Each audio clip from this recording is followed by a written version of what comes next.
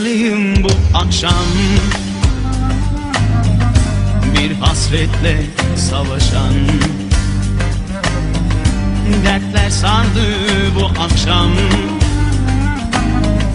sanki içtikçe artan.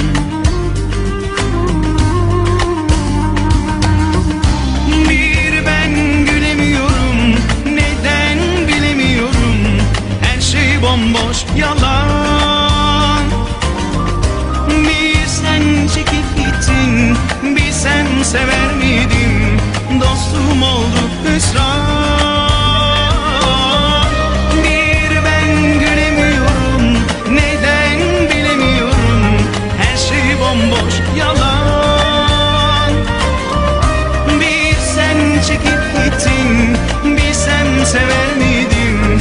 Dostum oldu hüsran. Yaşamıyorum, çıkamam bu karanlıktan.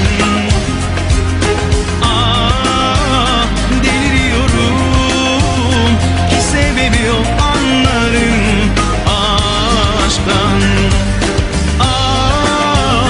Yaşamıyorum, çıkamam bu karanlıktan.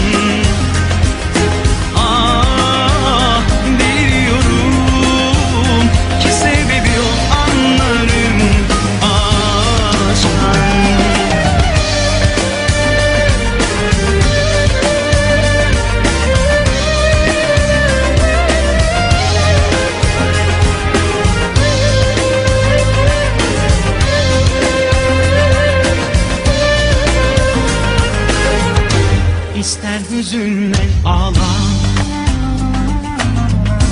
İstersen de hiç böyle. Düşmeden anlamasın, yalnızsan sen de söyle.